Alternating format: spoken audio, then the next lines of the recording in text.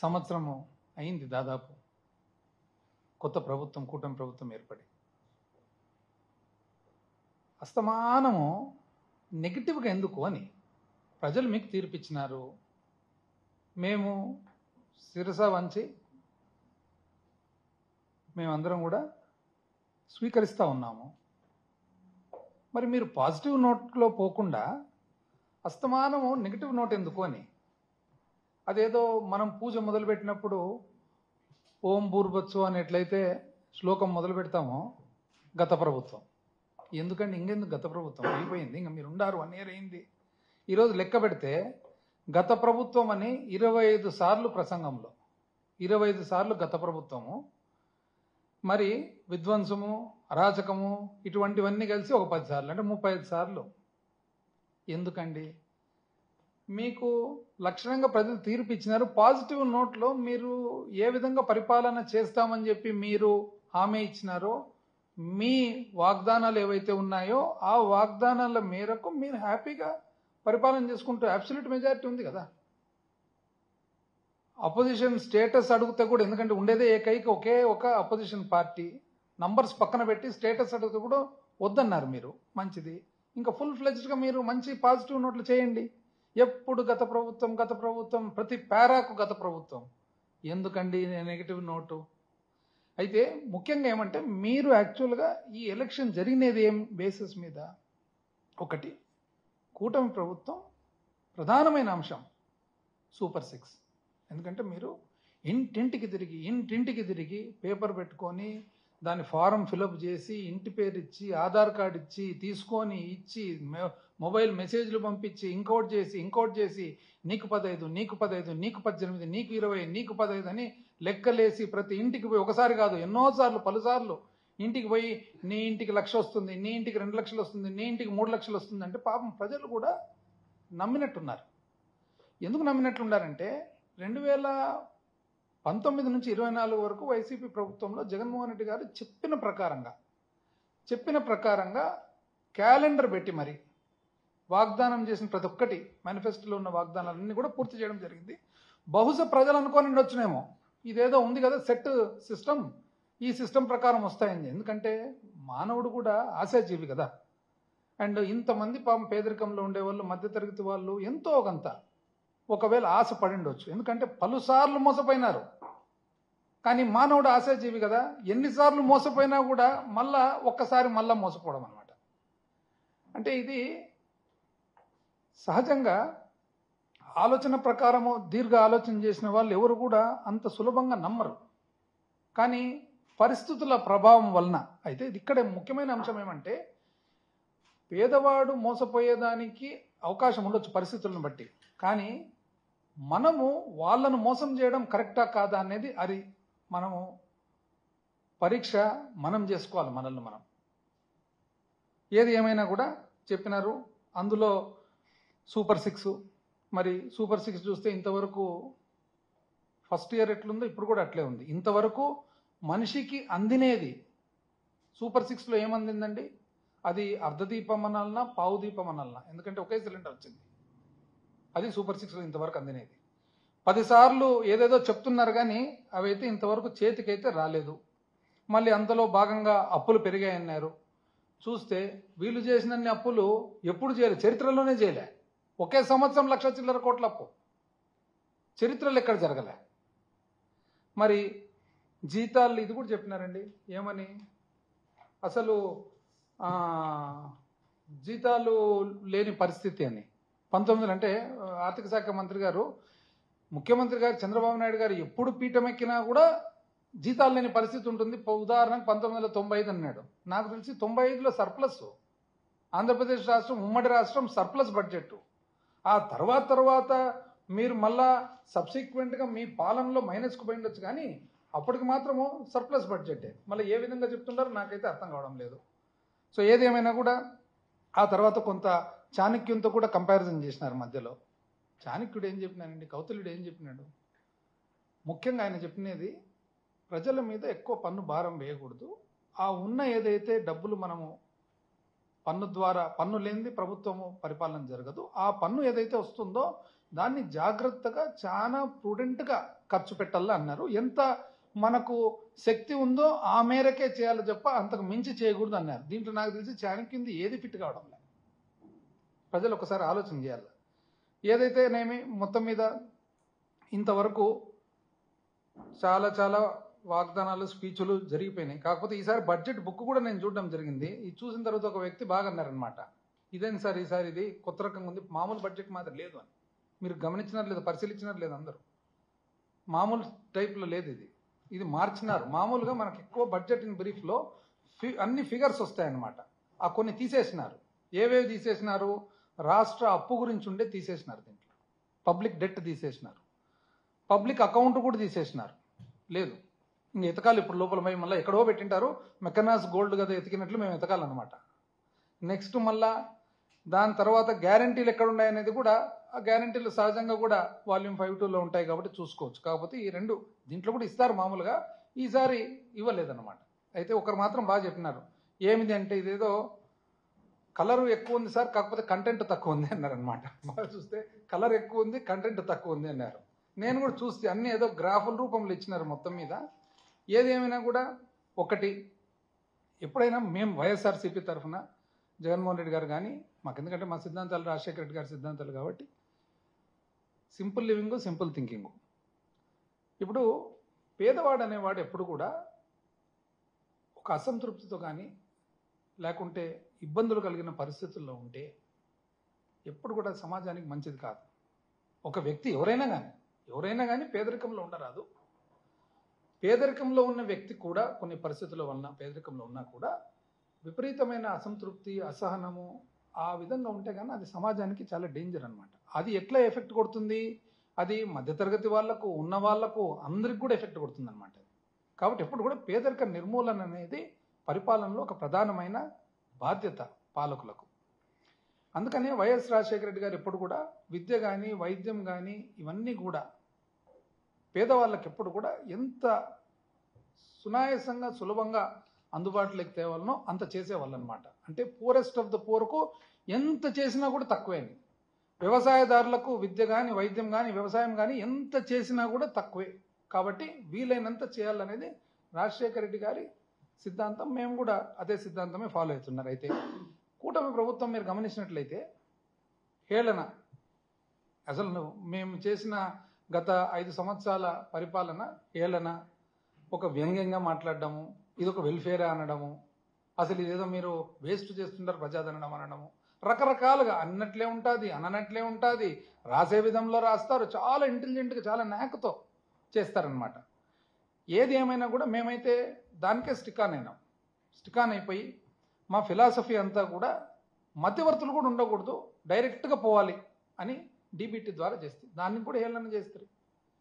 మీరు ఏమంటారంటే బటన్ అంటే డీబీటీ డైరెక్ట్గా మధ్యవర్తులు లేకుండా డైరెక్ట్గా బెనిఫిషరీకి పోయింది, అది మీరు హేళన చేస్తారు. ఏది ఏమైనా కూడా మీరు ఇంత క్రిటిసైజ్ చేసినారు కదా, మీరు ఆ రోజు క్రిటిసైజ్ చేసేటప్పుడు ఈ వెల్ఫేరు అని క్రిటిసైజ్ చేసేటప్పుడు మధ్యతరగతి వాళ్ళు కూడా వాళ్ళను కూడా మీరు ఇన్ఫ్లుయెన్స్ చేసినారు. ఎట్లా ఇన్ఫ్లుయెన్స్ చేసినారు? వీళ్ళు ఏదో పరిపాలనలో మొత్తం కంప్లీట్గా ఆ డబ్బులంతా కూడా పేదవాళ్ళకి పనిచేస్తున్నారు, ఏదో శాశ్వతమైన అభివృద్ధి కార్యక్రమాలు జరగడం లేదు, ఇంకోటి లేదు అని అన్నారు. వాళ్ళు కూడా కొంతవరకు ఇన్ఫ్లుయెన్స్ అయినట్లున్నారు. మళ్ళీ చివరకు ఎలక్షన్ వచ్చేటప్పటికి మీరు మా అంత 3 అంతలు చెప్తారు. ఇప్పుడు వాస్తవానికి మేము చెప్పలేకన్నా, యాక్చువల్గా అయితే జగన్మోహన్ రెడ్డి గారి మీద, వైఎస్ఆర్ కాంగ్రెస్ పార్టీ మీద అత్యంత క్రెడిబిలిటీ ఉంది, విశ్వసనీయత ఉంది. కానీ ఎందుకు అవి చెప్పలేకపోయినామంటే ఇది చేసేదానికి వీలు పడదా, వీలు పడితేనే మనం చెప్పాలి తప్ప వీలు పడనిది చెప్పకూడదనే ఒక్క భావనతో మాత్రం, నమ్మకంతో మాత్రమే ఆగిపోయినది. లేకుంటే ఇన్ని పనులు చేసినది ఇంకో 2 అంతలు చెప్పేదానికి ఏం పెద్ద, నిజం చెప్పాలంటే మీరు చెప్పేదానికంటే మా క్రెడిబిలిటీని ఎక్కువ చెప్తే నమ్మేదాన్ని. కానీ ఆ రోజు అందరూ ఏమనుకున్నారు, ఇది ఇచ్చినారు కదా, మీ అనుభవం ఉంది కదా, మీరు ఏదో చేస్తారని చెప్పి, పాపం నేను ఇంతకుముందు చెప్తే కదా మానవుడు కూడా ఆశాజీవి అని చెప్పి పాపం చేసుకున్నారనమాట. ఏదేమైనా మీరు ప్రధానంగా మీరు గెలిచేదానికి, మేము ఓడిపోయేదానికి కారణం ఏమంటే మీకు 15, నీకు 15, నీకు 15 అని చెప్పి ఆ 15 కారణం యాక్చువల్గా చెప్పాలంటే. సరే, ఏదేమైనా జరిగిపోయిన తర్వాత ఈరోజు మనం గమనించినట్లయితే సంవత్సరం రోజులు అవుతుంటే పేదవాళ్ళు ఎట్లుంటారు ఒక్కసారి మీరు చూడండి. వైఎస్ఆర్సీపీ వాళ్ళని మీరు ఏదో కేసులు పెట్టి అవి పెట్టి గ్రామాల్లో వాటిలలో జరుగుతుంది. అదే కాదు, అది కాకుండా పెట్టి క్రైమ్ ఎంత పెరిగిందో ఒకసారి గమనియండి. పెట్టి కేసులు ఎంత పెరిగినాయి గమనియండి. ఒకసారి పోలీస్ స్టేషన్లలో పరిస్థితి ఎంత క్యూ ఉందో గమనియండి. ఏ పోలీస్ స్టేషన్ చేసినా బయట వందల మంది నిలబడుకొని ఉంటారు కంటిన్యూస్గా. ఎందుకంటే అన్రెస్ట్, ఒక రకమైన పబ్లిక్లో అన్రెస్ట్. ఎందుకు వచ్చింది అన్రెస్ట్? ఇప్పుడు గత 5 సంవత్సరాలుగా ఒక నమ్మకంతో పేదవాడు, ఈవెన్ కోవిడ్ అన్నప్పుడు బయటికి పోలేని పరిస్థితి కూడా ఒక నమ్మకంతో ప్రభుత్వం ఉంది, ప్రభుత్వం మనం ఆదుకుంటుంది, ఈ క్యాలెండర్ ప్రకారం ఈ నెల ఇది వస్తుంది, ఈ నెల ఇది వస్తుంది అని చెప్పి ఎంతోమంది ఎన్నో వాళ్ళ బడ్జెటింగ్ చేసుకున్నారనమాట. ఎట్లయితే ఒక మధ్యతరగతి వాళ్ళు నా జీతం ఇంత వస్తుంది, నాకు పిల్లల చదువుకి ఇంత, హౌస్ రెంట్కి ఇంత అని చూసుకున్నారు. బీదోళ్ళు కూడా పాపం బడ్జెట్ చేసుకున్నారు. ఈరోజు మనం గ్రామాలలో గమనిస్తే ఫైనాన్స్ కార్పొరేషన్లు అయితే దాదాపు 50, నేను కూడా ఆశ్చర్యపోయినాను, 50% పైన అందరూ కూడా ఫైనాన్స్ కార్పొరేషన్లలో అప్పులు తీసుకున్నారు. ఆ ఫైనాన్స్ కార్పొరేషన్ అప్పుల్లో వీళ్ళేమంటే లెక్కలేసినారు. మీరు ఎందుకంటే ఇంటికి పోయి సర్టిఫికేట్ ఇచ్చినారు కదా, ప్రతి ఒక్కరికి సంతకం పెట్టి మరి సర్టిఫికేట్ నీకు ఇంత వస్తుంది, నీకు ఇంత వస్తుంది, నీకు ఇంత వస్తుంది అని ఆ లెక్క చూసుకొని పాపం అందరూ మామూలు కంటే కూడా ఎక్కువ అప్పు చేసినారు, వస్తుంది కదా అని. ఈరోజు పోయి గమనిస్తే అవి రకరకాల ఫైనాన్స్ కార్పొరేషన్లు, 5 స్టార్ ఫైనాన్స్ అనేది ఒకటి, ఏదో టీటీకే అనేది ఒకటి, రకరకాల రాష్ట్రాల నుంచి, ఇరుగు పొరుగు రాష్ట్రాల నుంచి వచ్చి ఫైనాన్స్ కార్పొరేషన్లు. అయితే ఇప్పుడు వాళ్ళ పరిస్థితి ఎంత అన్రెస్ట్ ఉందంటే ఈ పెట్టి క్రైము ఇవన్నీ కూడా విపరీతంగా పెరిగిపోతూ ఉన్నాయి.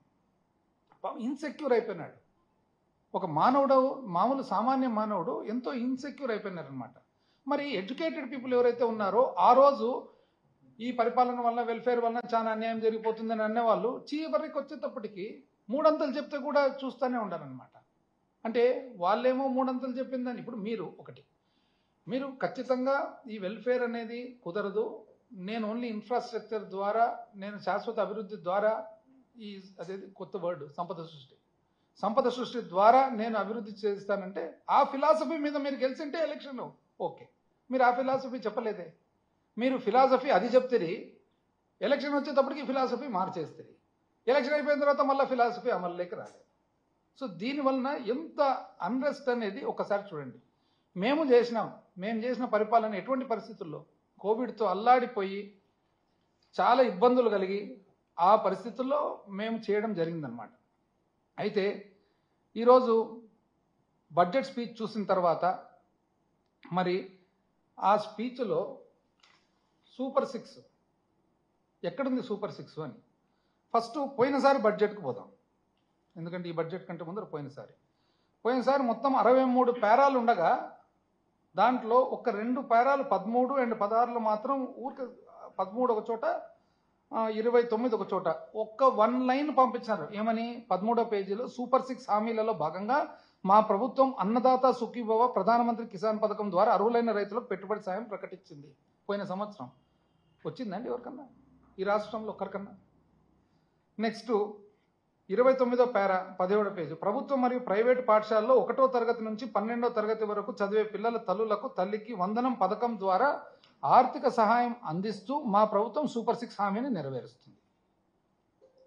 ఇది అసలు ఈ రెండే సూపర్ 6లో రెండే పోయినసారి చెప్పినది బడ్జెట్ స్పీచ్. ఎందుకంటే ఇప్పుడు వాస్తవానికి ఎప్పుడు కూడా మేనిఫెస్టో అనేది ఒక సీక్రెట్ డాక్యుమెంట్. మేము భావించేదంతే, జగన్మోహన్ రెడ్డి గారు ఎప్పుడు చెప్తారు అదొక భగవద్గీతతో సమానమని, బైబిల్తో సమానమని, ఖురాన్తో సమానమని. అది బడ్జెట్ మనం మేనిఫెస్టోని ఏ రూపంలో పెడతాం? అమలుకు బడ్జెట్ రూపంలో పెడతాం. రాసినేది కూడా రాకుంటే ఇది ఇచ్చిపెట్టి ఇక్కడ చూడండి, అగ్రికల్చర్ బడ్జెట్ చూస్తే అగ్రికల్చర్ బడ్జెట్లో ఏమని చెప్తారు? పోయిన సంవత్సరము 4500 కోట్లు అన్నదాత సుఖీభవకు ఇచ్చినామని చెప్పి పేజ్ నంబరు 3 4500 కోట్లని రాసినారు. 4500 కోట్లు ఎక్కడుంది అని పోయిన సంవత్సరం? అంటే బడ్జెట్ డాక్యుమెంట్లో పెట్టిన తర్వాత కూడా పేజ్ నంబర్ 14 బడ్జెట్ స్పీచ్లో పోయిన సంవత్సరం మంత్రి జరుపుతారనమాట, అగ్రికల్చర్ మన వ్యవసాయ శాఖ మంత్రి గారు. సంకీర్ణ ప్రభుత్వం సూపర్ 6 కార్యక్రమం కింద రైతులకు అన్నదాత సుఖీభవ పీఎం కిసాన్ పథకంలో సంవత్సరానికి 20,000 చొప్పున ఆర్థిక సాయం ప్రకటించింది. పీఎం కిసాన్ కింద కేంద్ర ప్రభుత్వం అంతే 6,000 ప్రయోజనంతో కలిపి. నిజం చెప్పాలంటే కలిపి ఉండకూడదు, ఎందుకంటే ఎప్పుడైతే మా ప్రభుత్వంలో పీఎం కిసాన్తో కలిపి రైతు భరోసా, వైఎస్ఆర్ రైతు భరోసా చెప్పినారో చంద్రబాబు నాయుడు గారు ఆ రోజు విమర్శించినారు. మీరు చెప్పేది ఇచ్చేది ఇవ్వండి, దాన్ని ఎందుకు కలుపుతుండారో అన్నారు. మరి మీకు ఒక రూల్ మాకు ఒక రూల్ వస్తుందండి? మీరు 20,000 రూపాయలు యాక్చువల్గా అయితే న్యాయంగా అయితే మీరు చెప్పిన ప్రకారం మీరు 20,000 రూపాయలు మీరు సపరేట్గా ఇవ్వాలి. సరే మీరు చెప్పినారు. ఆ తర్వాత మొత్తం చూసినట్లయితే అసలు ఆశ్చర్యకరంగా ఉందన్నమాట. అసలు ఇంత సునాయాసంగా అసలు చెప్పడం ఏంది, అనౌన్స్ చేయడం ఏంది, రాయడం ఏంది, దాన్ని పట్టించుకోకపోవడం ఏంది అని. ఇది కాక ఇంతకుముందే పోనీ ఎక్కడ పోయినాయి? ఇంతకుముందు మీరేమన్నారు? 25 ఫిబ్రవరి మొన్న అసెంబ్లీలో మొన్ననే చంద్రబాబు నాయుడు గారు ముఖ్యమంత్రి గారు ఒక ఇది ఇచ్చినారనమాట. ఏమని? ప్రజెంటేషన్. అందులో ఏమంటారంటే ఇంపాక్ట్ ఆఫ్ గవర్నెన్స్ అంటే 2023-24 మాకు పాలన సరిగా రాలేదంట. స్థూల ఉత్పత్తి 8.6% మాత్రమే పెరిగిందంట. 24-25 12.9% పెరుగుతుందంట. కాబట్టి తద్వారా 62,000 కోట్ల స్థూల ఉత్పత్తి రాష్ట్రానికి. ఏమన్నానండి ఇది? ఏంది అసలు? అంటే ఈ సంవత్సరమే అయిపోలే. మామూలుగా మీకు ఎప్పుడైనా కానీ స్థూల ఉత్పత్తి అనేది ఎప్పుడు కూడా ఈ సంవత్సరం లెక్కేస్తే 3 సంవత్సరాల తర్వాత ఫైనలైజ్ అవుతుంది. ఫస్ట్ అడ్వాన్స్ ఎస్టిమేట్స్, ఆ తర్వాత ఫస్ట్ రివైజ్ ఎస్టిమేట్స్, ఆ తర్వాత సెకండ్ రివైజ్ ఎస్టిమేట్స్, ఆ తర్వాత టీఆర్ఈ. ఎట్లండి ఇది? అంటే 62,000 కోట్లు పెరిగిందంట. పోనీ పెరిగింది కదా, ఇంకా పెరిగినప్పుడు ఇచ్చేయచ్చు కదా. అంటే మీరే చెప్తున్నారు కదా, ఎందుకంటే సంపద సృష్టించినారు, ఫస్ట్ ఇయర్లోనే సృష్టించినారు. పైగా మీది డబుల్ ఇంజిన్ సర్కారు, మాదన్న సింగిల్ ఇంజిన్, మీది డబుల్ ఇంజిన్ సర్కారు. బ్రహ్మాండంగా ఇచ్చేయచ్చు కదా, మళ్ళీ అన్ని ఎందుకు పెండింగ్ పెడతారు? ఇది కాక కంపారిజన్ ఇస్తారండి. 2014-19, 19-24 ఏమని? మీరు 13.5 పెరిగినారు, మీరు 10.3 పెరిగినారు, మేము 13.5. ఏమన్నా పోలికనండి? అంటే 2019 నుంచి 24 మధ్యలో కోవిడ్ వస్తే ప్రపంచ వ్యాప్తంగా అల్లకల్లోలం అయిపోయి మొత్తము ఎకానమీ అంతా తల్లడిల్లిపోయి ఉంటే దాన్ని కంపేర్ చేస్తారు. అంటే ఇది ఎట్లుందంటే, ఒక దురదృష్టవశాత్తు వికలాంగుడు ఉంటే మామూలు మనిషికి వికలాంగుడికి రన్నింగ్ రేసు పెట్టి మేము గెలిచినామంటే ఇంకేం చేస్తారు దానికి? ఇది ఆంధ్రప్రదేశ్ రాష్ట్రానికి ఓటేనా ఇది? ఎవరన్నా చేస్తారండి కంపారిజన్? అసలు నాకైతే నిజంగా దీనికి రిప్లై ఇవ్వాలంటే కూడా నాకు చాలా ఒక రకంగా సెన్సిటివ్గా ఉంది. అదేవిధంగా అన్ని సినారియోస్ అంటే 13.5% పెరిగితే ఇన్ని డాలర్లే, మళ్ళా రూపాయలు కూడా కాదు, ఇన్ని డాలర్లలో మీకు ఆదాయం వస్తుంది. 15% పెరిగితే ఇన్ని డాలర్లు ఎవరికి కావాలా? ఆదాయం ఎవరికి కావాలా? స్వామి సూపర్ 6 సంగతి ఏమి చెప్పండి అంటే అది కాకుండా అన్ని చెప్తారు. ఇది పర్ క్యాపిటల్ సినారియోస్. ఆ సినారియోస్ చూడండి, మామూలుగా పెరగలేదంట. 2019 నుంచి 24 పెరగనందుకు 41,000 తగ్గిందంట. అది పెరగకపోవడం ఏంది, తగ్గడం ఏంది అంటే ఊహించుకొని మనం కదా. ఈరోజు ఒకవేళ అక్కడికి పోయింటే, ఈరోజు బొంబాయికి పోయింటే, ఈరోజు సాయంత్రం అదృష్టానికి లాటరీ తగిలింటే రేపు పొద్దునకు నేను కోటీశ్వరుని అయిపోతుంది. ఏమన్నా లెక్కనా ఇది? అసలు ఏంది ఇదంతా అని. దాని తర్వాత పోనీ డెట్ చూడండి ఎట్లా చెప్తారు. అప్పు మళ్ళీ అక్కడ కూడా ఏమని చెప్తారు? 31 మార్చికు 3,75,295 కోట్లు ఉంది. ప్రభుత్వ అప్పు 4,38,278 కోట్లు ఉంది. పబ్లిక్ అకౌంట్ లయబిలిటీస్ 80,914 కోట్లు ఉంది. కార్పొరేషన్ అప్పులు అంటే మన వివిధ డిస్కాములు, విద్యుత్ సంస్థలు, సివిల్ సప్లైస్ కార్పొరేషన్ అవన్నీ కలిసి 2,48,677 కోట్లు. సివిల్ సప్లైస్ 36,000 కోట్లు. విద్యుత్ సంస్థలు 34,000 కోట్లు. 1,13,000 కాంట్రాక్టర్లకు వేయాల్సినవి. ఎంప్లాయీస్కు 21,000. ఇవన్నీ లెక్కేసి 9,74,556 కోట్లు మీరు ఇచ్చిన లెక్క. 9,74,556. ఇది సాక్షాత్ అసెంబ్లీలో గౌరవ ముఖ్యమంత్రి గారు ఇచ్చే ఇది. 14 లక్షలు ఎక్కడ పోయిందండి? 14 అన్నట్లుంటారే, 13 అన్నట్లుంటారే, 12 అన్నట్లుంటారే, 10 అన్నట్లుంటారే, విధ్వంసం అన్నట్లుంటారే. మళ్ళీ ఏమే అందులో కూడా చూడండి, అందులో కూడా ఎవరన్నా చేయొచ్చునా ఇట్లాంటివి? ఇప్పుడు వాస్తవానికి 4,38,278 కోట్లు అప్పు. మీరే చెప్తుంటారు కదా అప్పని, మీ ప్రకారమే పోదాం, ఎందుకంటే బుక్కులలో కూడా అంతే రాసినారు. ఆ తర్వాత 80,914 కోట్లు పబ్లిక్ అకౌంట్, రైట్, బుక్కులలో ఉంది, దాని ప్రకారం పోదాం. ఆ తర్వాత కార్పొరేషన్ అప్పులు మీరు 2,48,677 కోట్లు అని మీరు అంటున్నారు. కంట్రోల్ అండ్ ఆడిటర్ జనరల్ వచ్చేసి 1,54,797 కోట్లని కంట్రోల్ అండ్ ఆడిటర్ జనరల్ అంటున్నాడు. మళ్ళీ మీరు కరెక్టా, కంట్రోల్ అండ్ ఆడిటర్ జనరల్ కరెక్టా? దేశానికి సంబంధించిన ఇండిపెండెంట్ ఆర్గనైజేషన్ లెక్కలు చూసేదే వాళ్ళ పని. లెక్కలు రాసేదే వాళ్ళ పని. వాళ్ళు చెప్పినది కరెక్టా, వీళ్ళు కరెక్టా? అసలు ఆశ్చర్యం, ఈ మధ్య కాలంలో నేను అమెరికాలోనే ఎక్కడో ఒక అబ్బాయి యంగ్స్టర్ ఏదో ఉద్యోగం చేస్తున్నట్టున్నారు, యూకేలోనో అమెరికాలోనో ఐటీ ఉద్యోగం. ఆయన ఎంత బాగా చెప్పినానంటే, నాకు ఎందుకు డిఫరెన్స్ కనపడుతుందండి, ఈ కూటమి వాళ్ళు ఏది చెప్పినా కూడా ఒక్క రోజు కూడా ఒక సోర్స్ చెప్పరు. వేరేజ్ వైసీపీ వాళ్ళు కానీ జగన్మోహన్ రెడ్డి గారు కానీ ఏం మాట్లాడినా కూడా అది ఆర్బీఐయా, అది సిఏజీనా, అది మాస్పీ, ministry of statistics and programme, ప్రతి దానికి ప్రతి ఫిగర్కు ఒక సోర్స్ ఉండింది, వీళ్ళది ఒక్క సోర్స్ కూడా ఉండదు. ఏంది ఇది అంటారు. 1,54,797 కోట్లు అయిపోయినా. ఆ తర్వాత నెక్స్ట్ 36,000 కోట్లు సివిల్ సప్లైస్ అంటారు. సివిల్ సప్లైస్కు ప్రభుత్వం ఇవ్వాల్సిన సబ్సిడీ ఇవ్వలేదు కాబట్టి, పేమెంట్ చేయలేదు కాబట్టి, పేమెంట్ చేయనందుకే సివిల్ సప్లైస్ అప్పు చేసింది. అంటే ఆ 36,000 కోట్లు ఎక్కడుంది? ఆల్రెడీ 1,54,797 లోపల 36 ఉంది. దాన్ని మళ్ళీ మీరు 2 డబుల్ కౌంట్ చేస్తారు. అదేవిధంగా ఏమంటారు మీరు, డిస్కామ్లు, విద్యుత్ సంస్థలకు 34,267. విద్యుత్ సంస్థలు ఎందుకు అప్పు చేసినాయి? సబ్సిడీ ఏదైతే ఉందో, మన అగ్రికల్చర్ మన రైతులకు, వ్యవసాయదారులకు ఇచ్చే కరెంటు సబ్సిడీ కానీ, ఎస్సీ ఎస్టీ హౌసింగ్ సబ్సిడీ కానీ, ఇవన్నీ ఏవైతే ఉన్నాయో ఆ అప్పు, ఆ డబ్బులు ప్రభుత్వం ఏదైతే డిస్కామ్కు కట్టాలనో కట్టనందు వలన వాళ్ళు అప్పు చేయాల్సి వచ్చింది. ఆ అప్పు 154లో ఉంది, 154లో మళ్ళీ డబుల్ కౌంట్. 1,13,000 కోట్లు మీరు ఎవరికి? కాంట్రాక్టర్లకని. కాంట్రాక్టర్లలో మీరు చెప్పే లెక్క ప్రకారం అప్లోడ్ అనేది 86,000 కోట్లు, 86,608. మళ్ళీ అప్లోడ్ అనేది తీసుకోవాలన్నా అంతేమి 1,18,000 రాసుకోవచ్చు, 2,18,000 రాసుకోవచ్చు, 3,18,000 రాసుకోవచ్చు. దానికి ఒక పద్ధతి, ఒక సిస్టమ్ లేనప్పుడు ఎన్నన్నా రాసుకో. ఇంకా అంత లెక్కేస్తే నా ప్రకారం 7,83,773 కోట్లు వస్తుంది. 7,83,773. అంటే మీరు చెప్పేది 9,74,000. ఎట్లా ఒకట్లా 10 టచ్ కావాలి కాలే. అయితే యాక్చువల్గా అందులో 3,90,247 కోట్లు, అంటే లెటర్సే 3,90,250 కోట్లు అనుకోండి, మేము పాలనలోకి వచ్చినప్పుడు ఉన్న అప్పు. అంటే 2019 నుంచి 2024 మేము చేసిన అప్పు ఎంత? 3,93,526 కోట్లు. కొన్ని లెక్కేసుకోండి, అప్రాక్సిమేట్గా 4 లక్షలు వేసుకోండి, ఇంకా ఎక్కువనే వేసుకోండి. 4 లక్షల కోట్లు లెక్కేస్తే మీరు 14 అని, 10 అని, శ్రీలంక అని, కంబోడియా అని, కొలంబియా అని, ఎన్ని దేశాలు ఉన్నాయి అన్ని దేశాలు చెప్పి ఎంత అన్యాయంగా చేసినది. అసలు వేరే దేశాలు, వేరే చోట్ల అయితే ఏమంటారు తెలియదంతా. ఈ విధమైన ఇవి చేసి, ఒకటి ఏదైనా కానీ మీకు ఒక మీడియం టర్మ్ ఫిజికల్ ఫ్రేమ్వర్క్ ఏమన్నా ఉందా? అంటే ఏ విధంగా మీరు ఇవన్నీ చేయాలనుకున్నారు, ఏ విధంగా మీరు సూపర్ 6 అమలు చేయాలనుకున్నారు, ఏ విధంగా మీరు రెవెన్యూస్ ఎంత ఉన్నాయి, ఒక టైం టేబుల్ ఏమన్నా ఇస్తున్నారా? ఏమీ లేదు.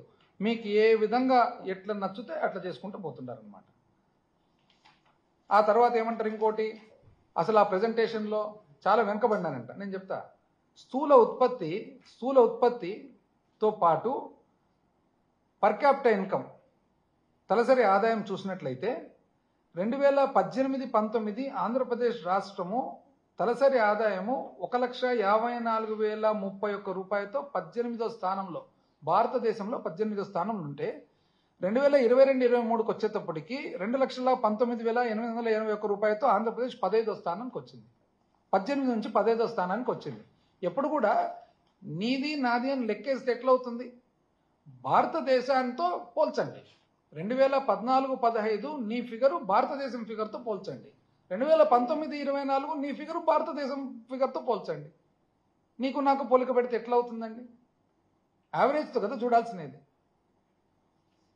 అసలు ఈ లెక్కలు చెప్పడము పెట్టడము ఎవరు రాసిస్తుండారో, ఊరికి వచ్చినదంతా చదువుకుంటూ పెట్టుకుంటూ 2014-15 నుంచి 2018-19 చూస్తే భారతదేశ పూర్తి స్థూల ఉత్పత్తిలో ఆంధ్రప్రదేశ్ రాష్ట్ర కాంట్రిబ్యూషన్ ఎంత, మన భాగం ఎంత? భారతదేశ స్థూల ఉత్పత్తిలో, జీడిపిలో 2014-15 నుంచి 18-19 వరకు చూస్తే 4.47% అండి. 2019-20 నుంచి 23-24 మాకు పరిపాలన రాదు కదా, మీ ప్రకారం రాదు కదా, కానీ మాకు పరిపాలన రాకున్నా కూడా 4.83% పోయినా. ఎందుకు ఇది లెక్క? కోవిడ్ అనేది 2019-24లో చూస్తే భారతదేశానికి ఉంది, మనకు ఉంది. 2014-15 నుంచి 19 వరకు భారతదేశానికి కోవిడ్ లేదు, మీకు లేదు. కాబట్టి లెక్కేస్తే 4.20. మీకంటే బెటరా కాదా? ఇది కాకుండా ఇప్పుడు ఏది ఏమైనా కూడా ఎక్కడ పోయింది మీరు చూస్తేనేమో కంప్లీట్గా బ్రహ్మాండంగా అసలు సంపద సృష్టి స్టార్ట్ అయిపోయింది, డబుల్ ఇంజిన్ సర్కార్ అంటుంటారు. మళ్ళీ అంత ఉన్నప్పుడు ఇవ్వచ్చు కదా. మీరు చూడండి అసలు దీని మీదనే మీరు యాక్చువల్గా ఎలక్షన్ ప్రధానంగా గెలిచినది. సూపర్ 6 దీంట్లో ఇంతవరకు అమలైనది 1 ఇయర్గా ఏది, అదే అర్ధ దీపము పావు దీపము ఒక సిలిండరు. అది తప్పితే ఇప్పుడు ఈ సంవత్సరము అంటే పోయినసారి కూడా ఈ 2 అనౌన్స్ చేసినారు. ఏది తల్లికి వందనం పోయినసారి అనౌన్స్ చేసినారు, రైతు భరోసా ఏమంటారు అన్నదాత సుఖీభవ పోయినసారి అనౌన్స్ చేసినారు, ఇంతవరకు జరగలే. సో ఈ రోజు చూస్తే ఎక్కడుంది, ఇంతవరకు అయితే ఏం రాలే మరి. కానీ సూపర్ 6 మాత్రం బ్రహ్మాండంగా దీన్ని బేస్ చేసుకొని అసలు ఇంటింటికి తిరిగి మొత్తం అవి పెట్టి ఇవి పెట్టి రకరకాలుగా చేసింది అనమాట. ఇంకా దాని తర్వాత ఇవి కూడా మళ్ళా ఉమ్మడి మేనిఫెస్టో ఎందుకో నేను ఈరోజు గమనించిన కదా, దాన్ని నిశ్శబ్దంగా ఉన్నారు అసెంబ్లీలో కూడా, ఎవరిలో చలనం లేదు, ఆ ఉత్సాహము ఊపు కనపడ్డంలే, అంత డల్గా ఉన్నారనమాట. ప్రజాగలం ఎందుకు ఇంకా ఇవన్నీ కదా ఈ ప్రజాగలం, దీంట్లో ఏమేమి ఇచ్చినారో మరి. దాంట్లో కూడా ముందు మాట తర్వాత ఫస్ట్ చాలా ఉన్నాయి లోపల. ఫస్ట్ స్టార్టింగే సూపర్ 6 యువతకు 20 లక్షల ఉద్యోగాలు, నెలకు 3,000 నిరుద్యోగ భృతి వచ్చింది ఎవరికన్నా. స్కూల్కి వెళ్ళే ప్రతి విద్యార్థికి ఏడాదికి 15,000, ఇంతవరకు అయితే ఎవరికి రాలే. ఓసారి బడ్జెట్లో పెట్టి కూడా ప్రతి రైతుకు ఏటా 20,000 ఆర్థిక సహాయం, ఇంతవరకు ఎవరికి రాలే. ఇంతకుముందు బడ్జెట్లో పెట్టి కూడా ప్రతి మహిళకు నెలకు 1,500 రూపాయలు 19 సంవత్సరాల నుంచి 59 సంవత్సరాల వరకు. ఆడవాళ్ళు అయితే ఎంత ఉత్సాహంగా ఉన్నారో వాళ్ళు. మాతో నిజం చెప్పాలంటే ఎన్నో పనులు చేసి ఎంతో బాగుండి ఎంతో బాగా పలకరించే వాళ్ళు కూడా ఆ టైం వచ్చేటప్పటికి పాపం అందరికి తలెప్పి దింపుకుంటుంటారు అనమాట. ఎందుకంటే 15,000. మహిళలకు ఉచిత బస్సు ప్రయాణం ఇంతవరకు రాలే. 3 గ్యాస్ సిలిండర్ దాంట్లో ఒకటి వచ్చింది, చూద్దాం. ఆ తర్వాత సరే ఈ ప్రకారంగా మీరు ఈ 25-26లో ఏమని రాసినారండి, ఎన్ని ఆర్థిక ఇబ్బందులున్నా అన్నదాత సుఖీభవ పథకం కింద ప్రతి రైతుకు ఏటా 20,000 రూపాయలు అందించే కేటాయింపులు చేశామని చెప్పడానికి గర్విస్తున్నాను. అంటే ఎందుకు ఎక్కడే కానీ ఫిగర్ రాయడంలే.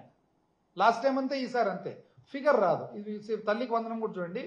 ప్రతి తల్లి తన పిల్లలను పాఠశాలకు పంపేలా ప్రోత్సహించే లక్ష్యంతో మరో సూపర్ 6 హామీని అమలు పరిచే దిశగా తల్లికి వందనం.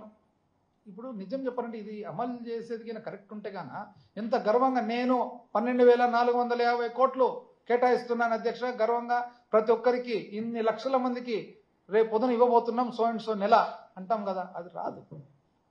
ఎందుకంటే తల్లికి వందనము దాని కేటాయింపులు కూడా చూస్తే బడ్జెట్ ఇన్ బ్రీఫ్లో చూస్తేనేమో 9,600 ఎంతనో చూపించినారు బడ్జెట్ ఇన్ బ్రీఫ్లో. కానీ ఈ లెక్కేస్తే మేము ఈ మెకనైజ్ గోల్డ్ కదా ప్రతి ఒక్కటి వేలల్లో లక్షల్లో ఇస్తారు, చాలా ఎతికెతికి చూడాలన్నమాట.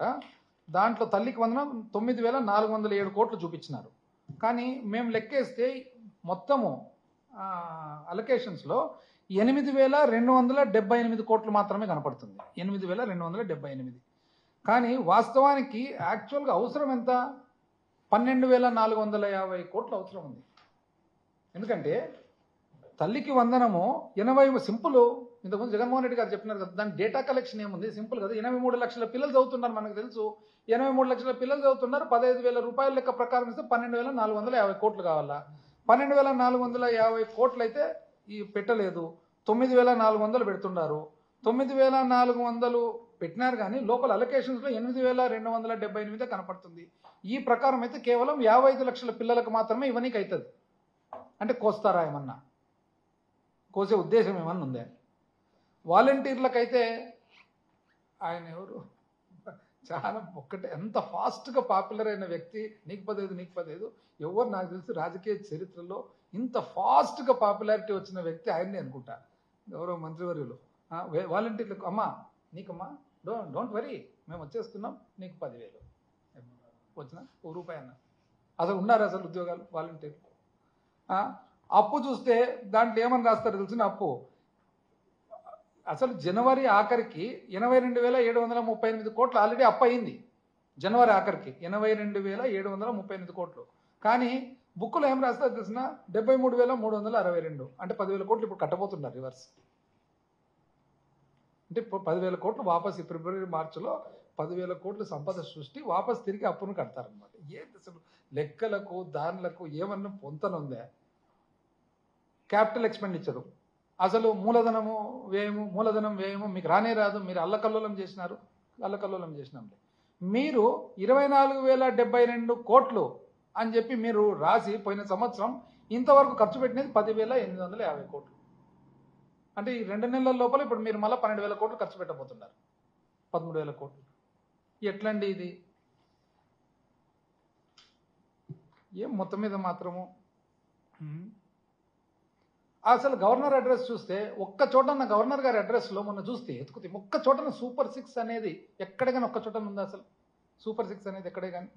ఆ తర్వాత ఇప్పుడు అగ్రికల్చర్ వచ్చేటప్పటికి అసలు వ్యవసాయదారుల పరిస్థితి ఎట్లుంది? బయట చూస్తే వ్యవసాయదారుల పరిస్థితి వరి చూస్తే పోయిన సంవత్సరము ఎంతుండే 1,740 రూపాయలు పోయిన సంవత్సరం క్వింటాలు అమ్మినేది. ఈ సంవత్సరం ఎంత ఉందండి?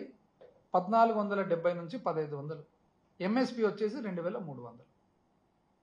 అసలు ప్రొక్యూర్మెంట్ కూడా ఎక్కడ జరుగుతుందో ఏం జరుగుతుందో ఎందుకు ప్రైవేట్గా అమ్ముతుంటారు? వ్యవసాయదారులు రైతులు ప్రైవేట్గా అమ్ముతుంటారంటే ప్రొక్యూర్మెంట్ మీద నమ్మకం లేకుంటేనే కదా. అసలు మిర్చి చూడండి, క్వింటాల్ వచ్చేసి పోయిన సంవత్సరము 21,000 నుంచి 27,000 అమ్మితే ఈ సంవత్సరము 8,000 నుంచి 11,000, సగం కూడా లేదు. పత్తి వచ్చేసి క్వింటాలు పోయిన సంవత్సరము మా ప్రభుత్వంలో 10,000 రూపాయలు అమ్మితే క్వింటాలు ఇప్పుడు 5,000 రూపాయలు. కరెక్టా కాదా? సగం. మినుములు వచ్చేసి పోయిన సంవత్సరము 10,000 రూపాయలు అమ్మితే ఈ సంవత్సరం 6,000 రూపాయలు. కంది వచ్చేసి క్వింటాలు పోయిన సంవత్సరము 9 నుంచి 10,000 రూపాయలు అమ్మితే క్వింటాలు ఈ సంవత్సరం 5,500. ఈ పరిస్థితుల్లో ఇంతవరకు అన్నదాత సుఖీభవ మాత్రం రాలే. కనీసం కొంతలో కొంత వాళ్ళకు సహాయం. అన్నదాత సుఖీభవకు ఎంత రాసినారు దీంట్లో బడ్జెట్లో? 6,300 కోట్లని. 6,300 కోట్లు వాస్తవానికి 20,000 రూపాయలు గిన లెక్క ప్రకారం అయితే, నిజం చెప్పాలంటే మీరు చెప్పిన ప్రకారం అయితే 20,000 6,000 కాదని వాళ్ళ, బట్ మీరేదో 6,000 కలుపుకొని మళ్ళీ మాట మార్చినారు దాంట్లో కూడా. ఆ ప్రకారం లెక్క వేసినా కూడా ఎంతమందికి వస్తుంది అది?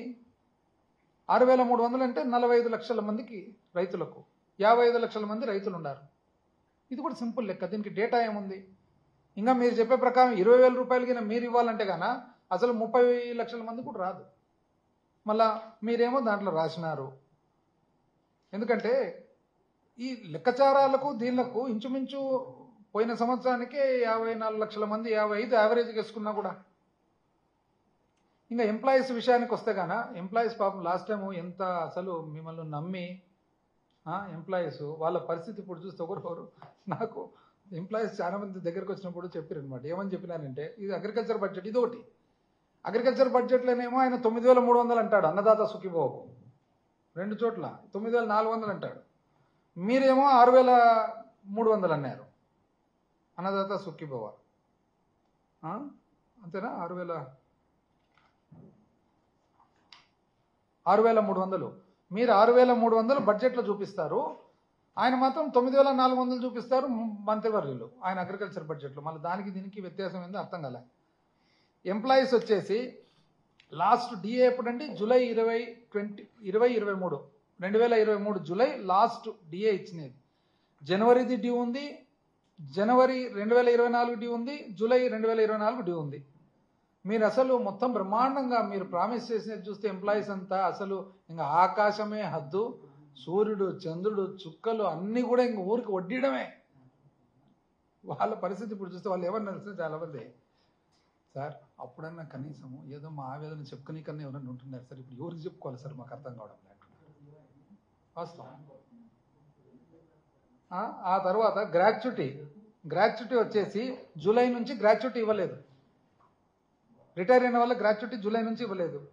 ప్రావిడెంట్ ఫండ్ మేము లాస్ట్ క్లియర్ చేసినాము ఎలక్షన్ల ముందర, ఏప్రిల్ నుంచి ఇంతవరకు ప్రావిడెంట్ ఫండ్ ఇవ్వలేదు.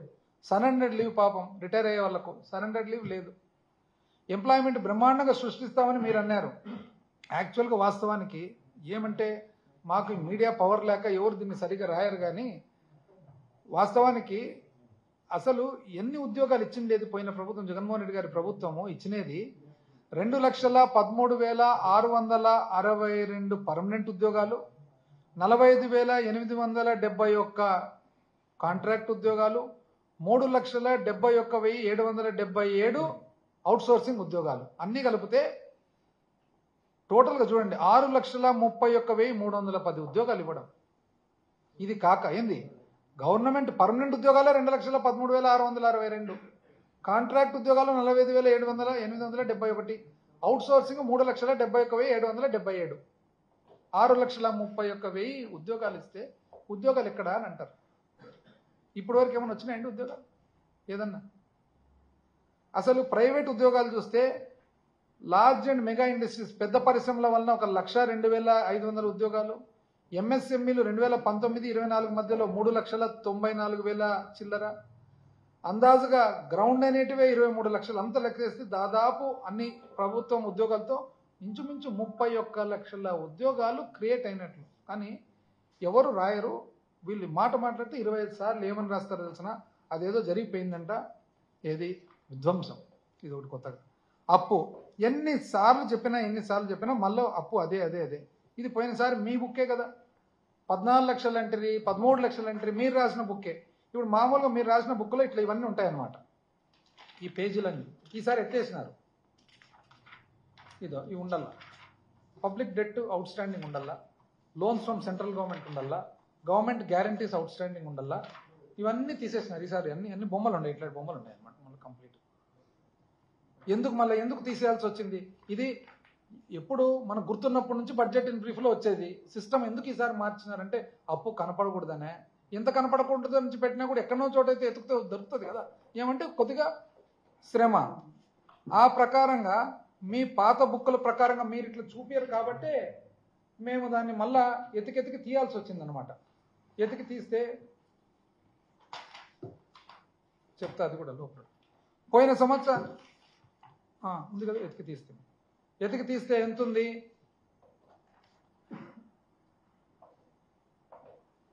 2025 సవరణ చేసిన దాని ప్రకారం 5,71,660 కోట్లు. 5,71,660 కోట్లు. ఏది పబ్లిక్ డెట్, పబ్లిక్ అకౌంట్. దీనికి మహా అంటే మీరు కార్పొరేషన్ అప్పు కానీ ఇంకొక అప్పు కానీ మహా అంటే ఇంకో 2 లక్షలు 3 లక్షలు కలుపుకోండి. అట్లయినా కూడా ఇంత 7 లక్షలే కదా. ఎక్కడ 14 లక్షలు అండి? ఇదంతా ఎట్లా మేము తీయాల్సి వచ్చింది? ఎందుకంటే మీరు చూపారు కాబట్టి. సింపుల్గా చూడండి. ఇది ఇప్పుడు పోయిన సంవత్సరానికి ఎంత మీరు ఇచ్చిన పుస్తకాల ప్రకారమే 5,60,000 కోట్లు మీదే పుస్తకాలు. ఎంత అన్యాయం అండి. మీది కాక మళ్ళా accounts, principal PAG accounts at glance, ఇది కేంద్ర ప్రభుత్వం ఇండిపెండెంట్ అటానమస్ బాడీ. వాళ్ళు చెప్పిన ప్రకారం ఎంత ఉందండి? మేము చేసిన అప్పు, మా ప్రభుత్వం చేసిన అప్పు టోటల్ పబ్లిక్ డెట్ 19-20లో 33,000 కోట్లు, 20-21లో 43,700 కోట్లు, 21-22లో 39,365 కోట్లు, 22-23లో 52,415 కోట్లు, 23-24లో 59,000 కోట్లు. అంత లెక్కేస్తే ఎంత ఉందండి? 2 లక్షలు. మీరు చూస్తే 14 లక్షలు, 12 లక్షలు, 13 లక్షలు ఇష్టాంతరానికి నోటికి ఏదొస్తే చెప్పి ఎంత అన్యాయంగా అసలు. మొత్తము అంతా కలిసి దీంట్లోకి లోతుకు పోతే అన్యాయంగా ఉంటుంది. మీరు గ్యారంటీలు ఎంతెంతనో గ్యారంటీలు మాకు కనపడకుండా ఇచ్చినారు. మీరు ఎందుకు రాయాలి? ఇది మీరు కదా పోయిన సంవత్సరం మీరు ఇచ్చినదే బుక్. మీరు ఇచ్చిన బుక్ ప్రకారమే 1,54,000 కోట్లు మాకు కనపడడం లేదు అంటారు. ఏమన్నా మీ ప్రకారమే కదా 1,54 కలిపే కదా. ఇది కాక మాకు ఆఫ్ బడ్జెట్ బారోయింగ్ మీరు ఏదో అప్పు చేసినారు, ఆఫ్ బడ్జెట్ అండి. మీరు చేసినదండి? మీరు చేయలేదా? ఇప్పుడు అమరావతి కోసము వరల్డ్ బ్యాంకు, ప్రపంచ bank and Asian development bank కలిసి 15,000 కోట్లు చేయలే. హడ్కో 11,000 కోట్లు చేయలే. జర్మన్ బ్యాంకు KfW 5,000 కోట్లు చేయలే. ఎంత అయిందండి? మళ్ళీ ఇవి 15, 26, 31,000 కోట్లు. మళ్ళీ ఇవి మళ్ళీ ఏమంటారు తెలిసిన? ₹1 అసలు స్పీచ్లకు దానిలకు ఎక్కడ సంబంధం లేకుండా అసలు చూస్తే ఆశ్చర్యము.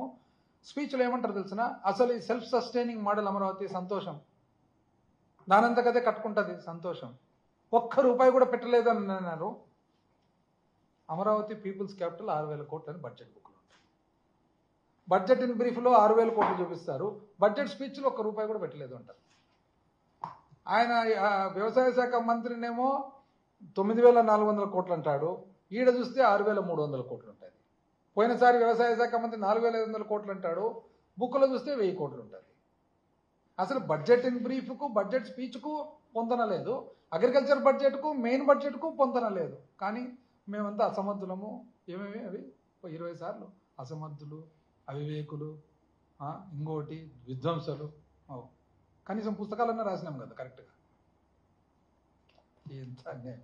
మీరు అప్పు చేయలే పాపం వాళ్ళకి అప్పు అనేది రాదు. అసలు జూన్ 24 6,000 కోట్లు చేయలేదండి. జూలై 24 మొన్న ఈ ప్రభుత్వంలో 10,000 కోట్లు చేయలే. ఆగస్టు 24 3,000 కోట్లు చేయలే. సెప్టెంబర్ 24 4,000 కోట్లు చేయలే. అక్టోబర్ 24 6,000 కోట్లు చేయలే. నవంబర్ 24 4,000 కోట్లు చేయలే. డిసెంబరు 9,237 కోట్లు చేయలే. జనవరి రాలే. ఫిబ్రవరిలో 7,000 కోట్లు చేయలేదా? మీరు కాదా మేమే చేస్తామే, ఇది కూడా మేమే చేస్తామే. అట్లా కూడా చెప్తారు, నాయన మీరే చేసి వచ్చినారు మళ్ళా అని. దేనికైనా రెడీ. ఇది గవర్నమెంట్ గ్యారంటీలు. గవర్నమెంట్ మేము చేస్తేనేమో అప్పు, మీరు చేస్తే మాత్రం నిప్పు. పర్ఫెక్ట్ ఉంటుంది అంతా దేనికైనా కానీ. దాని తర్వాత సంపద సృష్టి, ఇది ఒకటి మళ్ళా స్టాండర్డ్ సంపద సృష్టి.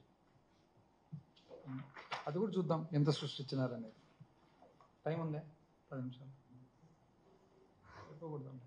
సంపద సృష్టి మొత్తం ఎంత సంపద సృష్టిస్తారని చెప్పి చూస్తే వాస్తవం ఏం తెలిసిన, అసలు ఈ 10 నెలలు చూస్తే జనవరి ఎండింగ్ వరకు -0.01% ఉన్నారు. అంటే మేము అసమర్థులం కదా, మా అసమర్థుల ఎవరైనా కానీ నాది స్థూల ఉత్పత్తి బాగుంది అంటారు. నీ స్థూల ఉత్పత్తి బాగుంది అంటే అది రెవెన్యూ రాబడిలో కనపడాలి కదా. ఇప్పుడు ఎవరైనా నేను వ్యాపారం బాగా చేస్తుండా, బ్రహ్మాండంగా సంపాదిస్తున్నా అంటే నీ బ్యాంకులోనూ ఎక్కడో చోట డబ్బులు కనపడాలి కదా.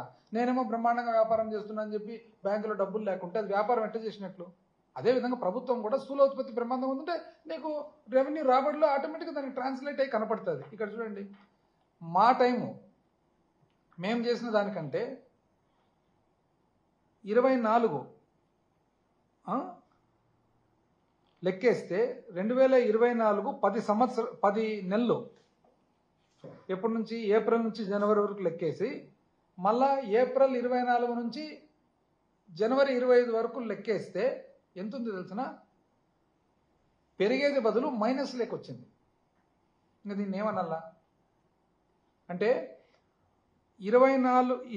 ఏప్రిల్ 24 నుంచి జనవరి 25 వరకు, ఏప్రిల్ 23 నుంచి మా పాలన ఎప్పుడు ఏప్రిల్ 23 నుంచి జనవరి 24 వరకు 10 నెలలు తీస్తే రెవెన్యూ రాబడి వచ్చేసి 72,872 కోట్లు.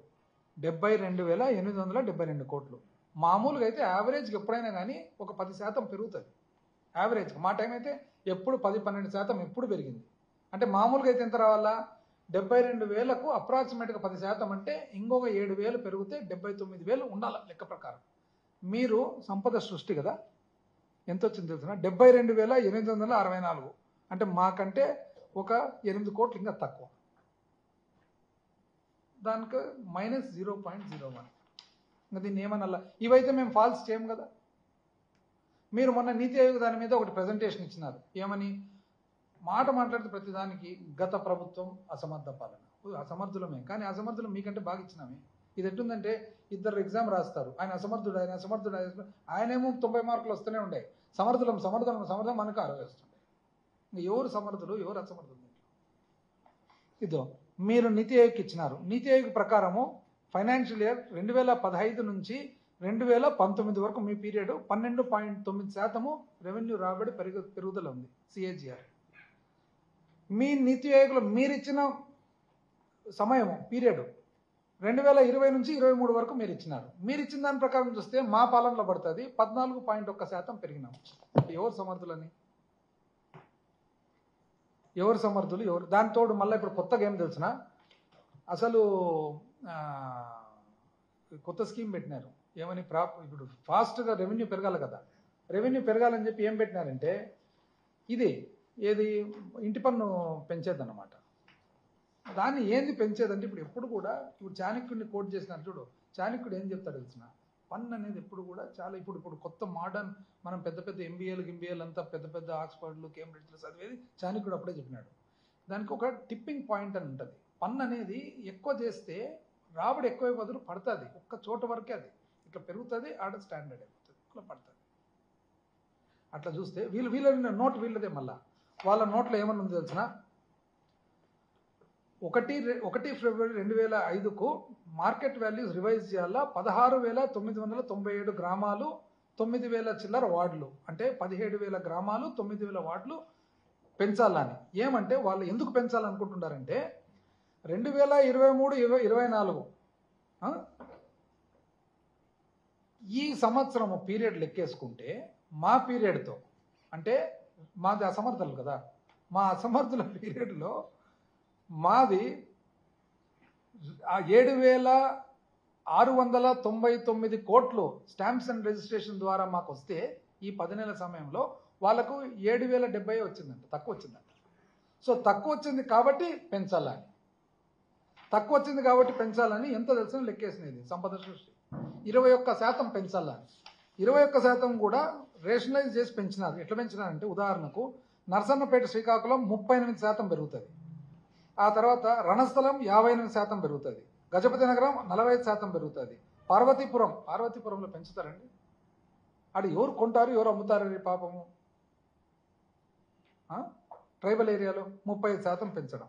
ఆ తర్వాత నర్సీపట్నం 34, స్పీకర్ గారి కాన్స్టిట్యున్సీ 34, అంటే ప్రతి ₹1,00,000 ఇప్పుడు 1,38,000 దాని వాల్యుయేషన్ పెరుగుతుంది అనమాట.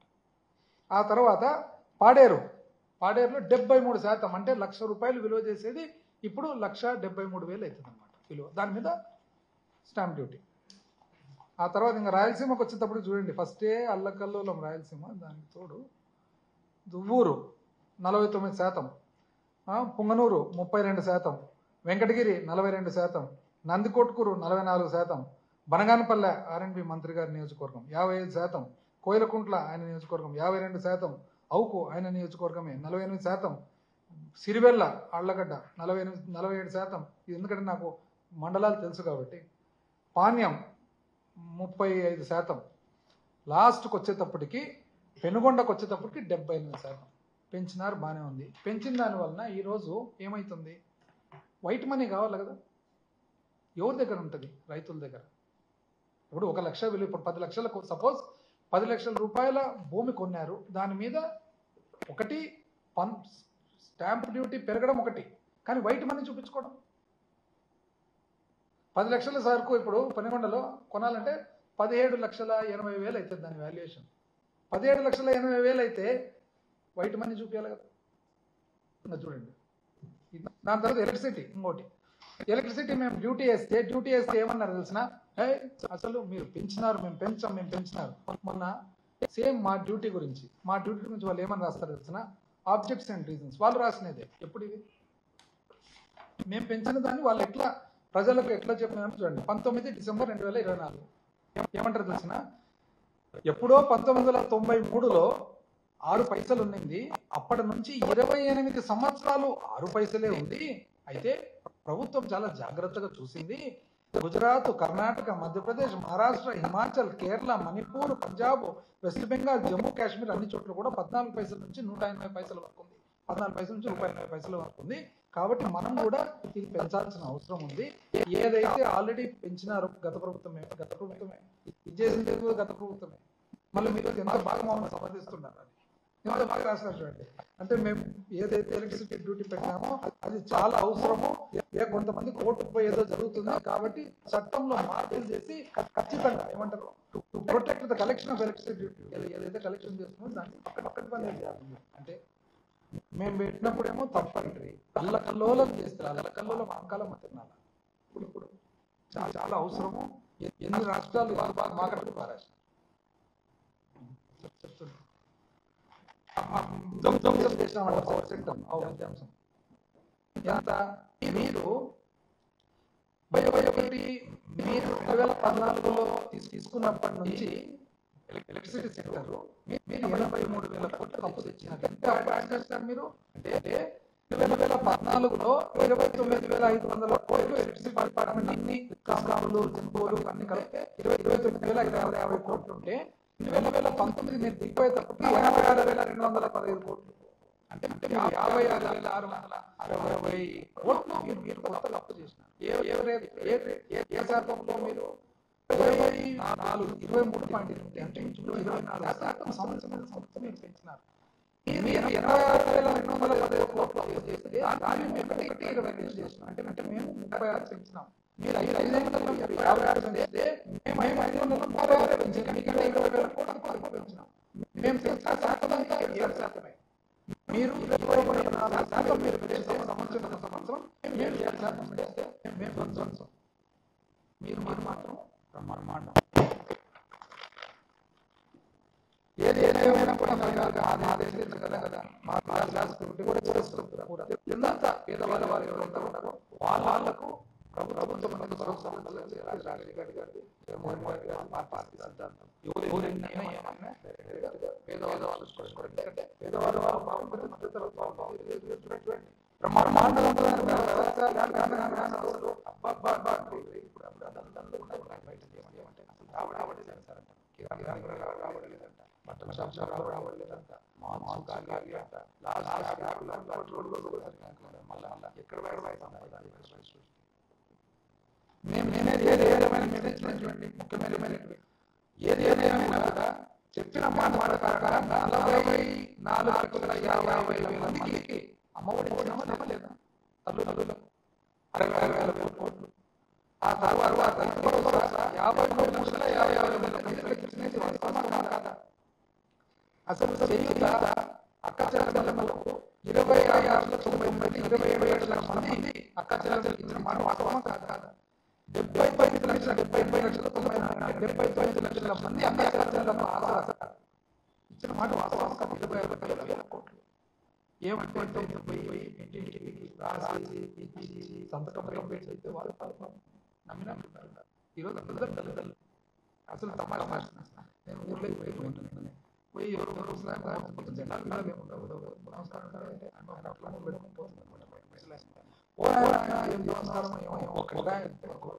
తిట్టుకుంటాం. అంటే మా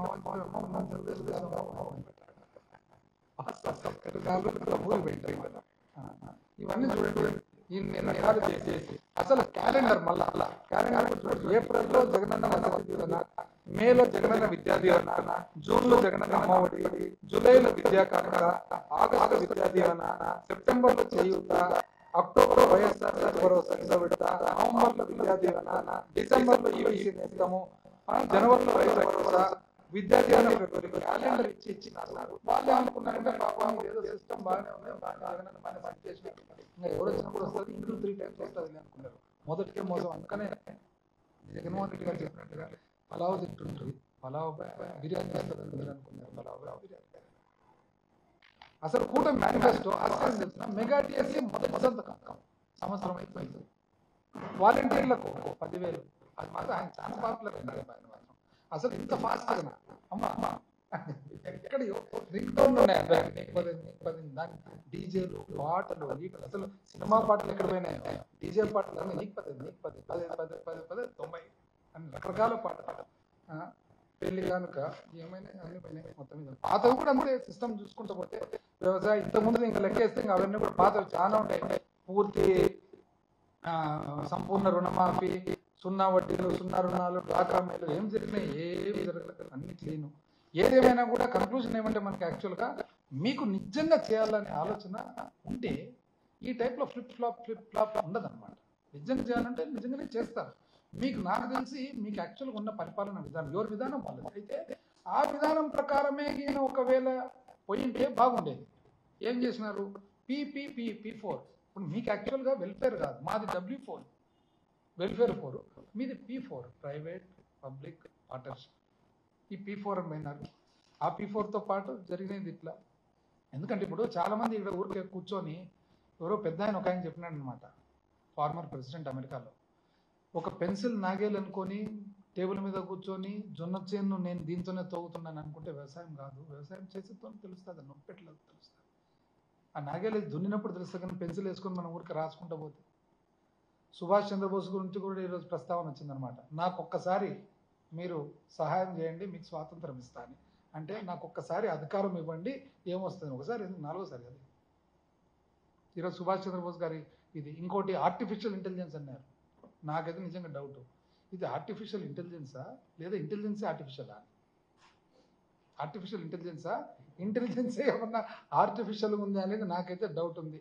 ఏదేమైనా కూడా ఇంకొక పెద్ద ఆయన అన్నాడు అనమాట, చాలా గొప్ప, వన్ ఆఫ్ ద పాపులర్, పేరు చెప్తే బాగుండదు, మంచి ఫేమస్ పేరుగాంచిన ఈయన అనమాట, ఎడిటరు, పెద్ద ఆయన, మా కర్నూలు జిల్లాని. ఆయన ఏమన్నాడంటే, ఇది it is not even phenomenal, it is not phenomenal, it is not even nominal, it is not phenomenal, not even nominal అన్నాడు. ఏదేమైనా ఫైనల్ కంక్లూజన్ ఏమంటే, అబ్రహాం లింకన్ గారు చెప్పినట్లు, ఒక మనిషిని ఎల్లకాలము మనం మభ్యపెట్టొచ్చు, అందరిని ఒక్కసారి మభ్యపెట్టొచ్చు, కానీ అందరిని ఎల్లకాలం మభ్యపెట్టడానికి రాదు. అన్ఫార్చునేట్ ఇది.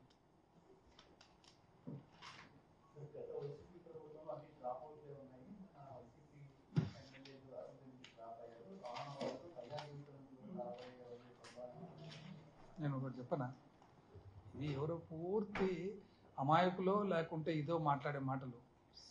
ఇప్పుడు ప్రజాస్వామ్యంలో ప్రతిపక్షం లేకుండా ఉంటుందా? ప్రతిపక్షం లేని ప్రజాస్వామ్యం ఎక్కడన్నా ఉంటుందా?